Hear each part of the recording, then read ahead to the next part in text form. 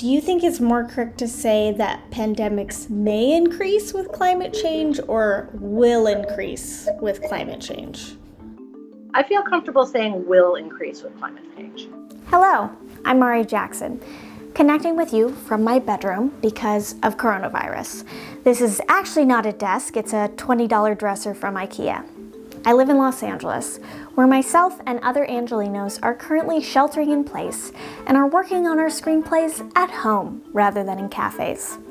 In this video, I'm going to be explaining to you why pandemics may increase in a warming world and interview an expert about it. I'm also going to be telling some mediocre jokes because this shit is scary as and humor is my coping mechanism. See, I know that your grandparents and parents have been talking to you just so much about climate change that I thought it might be refreshing for you to hear a young person tackle the issue and explore how it relates to COVID-19. Hi, I'm Alana Sheikh, and I specialize in global health, and particular in strengthening global health systems and what happens to those systems when they face a severe shock. I think there's an interesting parallel between our response to COVID-19 and our response to climate change. I think in a lot of ways, the response to COVID-19 has been like climate change at high speed. First, you get the experts saying there's a massive problem coming, and governments and regular people saying, don't be silly or overreacting, or not understanding the data or choosing to ignore the data because it's too frightening. And then you see it start affecting people that are more distant to you, and then suddenly it's in your backyard and everything's on fire. In case you missed it, our world has warmed by about 1 degree Celsius or 1.8 degrees Fahrenheit from pre-industrial levels.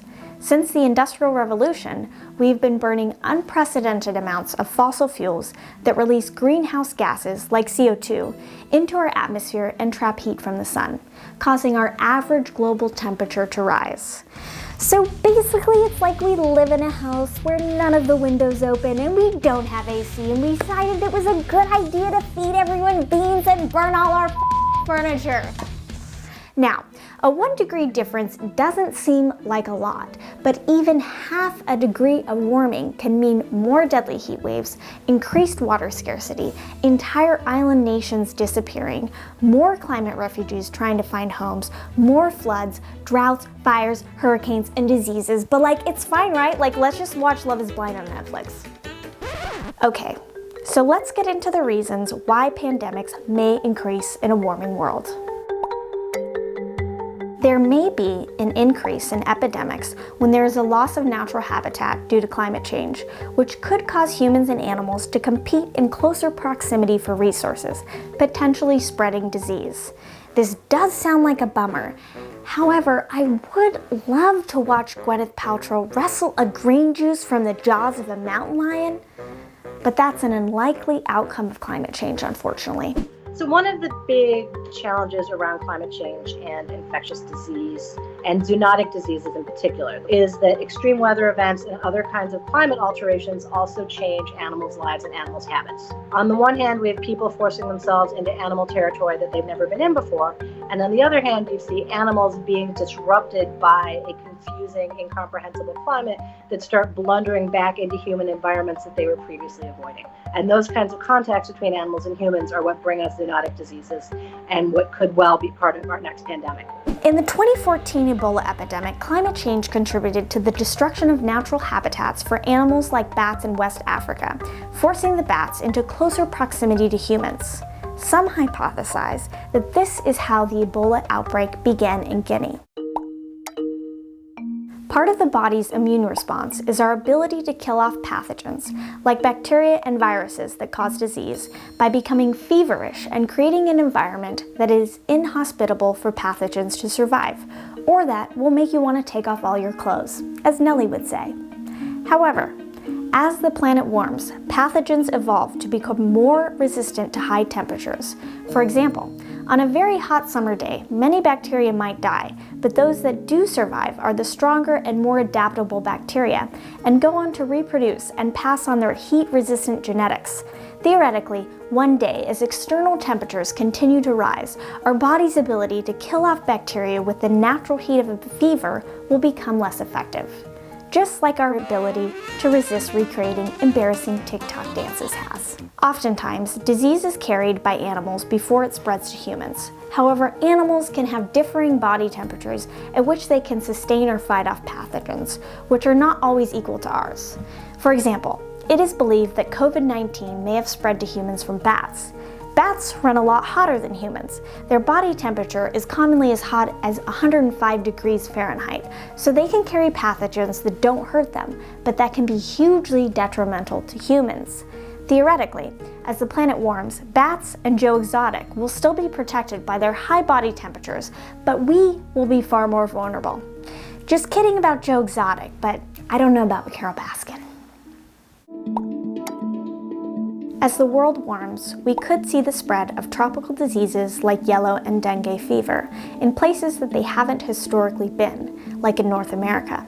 To be clear, COVID-19 is not a tropical disease or a thing to mock by touching a bunch of microphones. A warming planet expands the range that certain pathogens are comfortable in. Like right now, there's a category of diseases called tropical diseases. And as more of the world falls into a tropical zone, those tropical diseases will spread.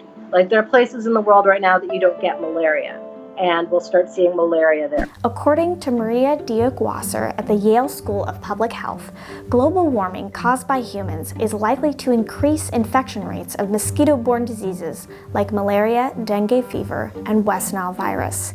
This would occur because a warmer planet could create more mosquito-friendly habitats, increasing the chances of humans getting bit by mosquitoes carrying diseases. And unfortunately, it won't be just the party-loving spring breakers who refuse to social distance who get bit.